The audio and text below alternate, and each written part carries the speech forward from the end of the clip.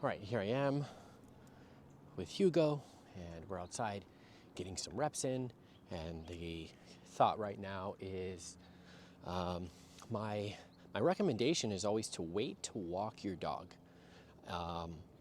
until you've developed some skills, right? I think we have it backwards where we want to walk the dog right away, and we basically kind of set them up to fail because we haven't developed any skills in the dog, and then ultimately test them out in the real world with the randomness of the world.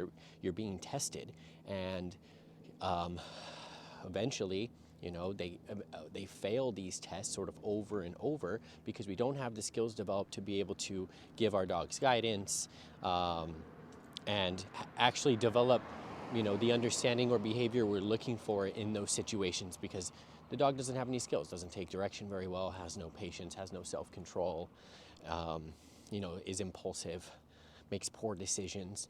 So my recommendation is to develop those skills and then basically test them, right? So like you have to do the training first. That's what training is. Training is developing the skills, and then implementing that training is the test. So I don't think that you should be training your dog out on the walk. I mean, that's at least not what we're doing, right?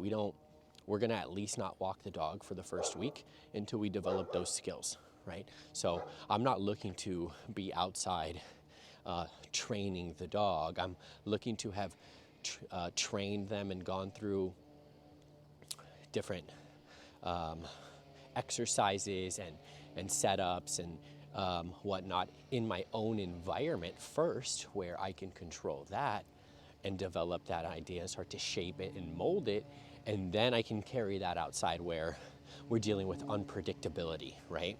So I want to try to set my dog and myself up with success by trying to develop things between us first, and then really testing ourselves and really my ability to give direction and my dog's ability to take direction.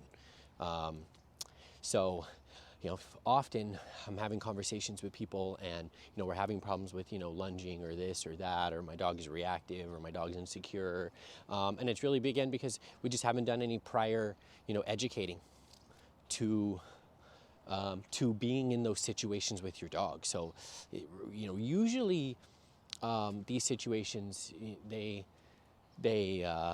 involve like outside sources, right? They involve people maybe coming over to the house, or other dogs in the neighborhood or whatever. Like there's an outside source, and so we think that we need to go sort of seek those outside sources to work on the problem, right? Meaning, oh, my dog's not good walking on leash with dogs around, like let's go find a lot of dogs to walk around and he'll just get better. So desensitizing doesn't necessarily work that way, and because I think it comes down to not having the correct handling skills. So that might be acceptable if you could handle your dog, and by handling I mean if we don't have skills developed, your dog doesn't have any obedience and isn't necessarily like leash trained the greatest and doesn't have any patience and self-control and impulse control, then really ultimately you're relying on just physical control, right? Like being on a leash. Okay, can you at least just control them, stop any lunging, stop any barking, and get them to follow you? Like you're just forced to at least have that, right? So and most people don't have that. So when they don't have that, and then they don't have any skills developed, like that's why we're having so much, bad behavior. But on the other side of that, that's being developed in your relationship with your dog, right? Your relationship is being developed in that manner, and your dog is viewing you as a certain leader based off of that. So in my opinion, as I'm setting my dog up to fail, okay, by not developing those skills, and then and just taking my dog straight outside, I'm going to think that my dog views me as a poor leader, right? I think that 100%. So I don't want to look like a poor leader to my dog if, I'm supposed to be able to guide them and, essentially, again, be the leader, right? So I don't want them to think, well, mom, dad is not a good leader because they put us in the situation and like nobody has control.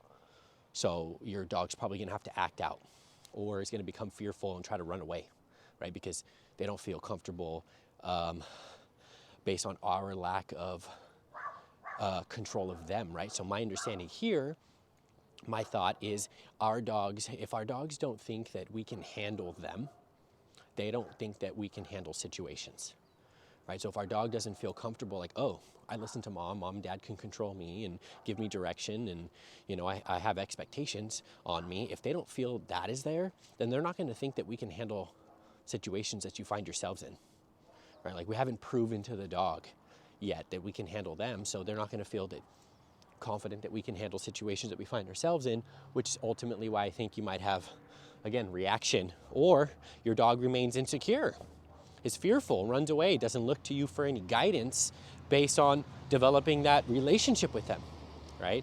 So all of this was about not walking too early, but really, you know, the idea is don't you know, kind of thrust your dog into situations too early without, I think, doing, you know, prior teaching and developing those skills, because then you're gonna lack the skills that are necessary to try to form, you know, correct understandings in your dog.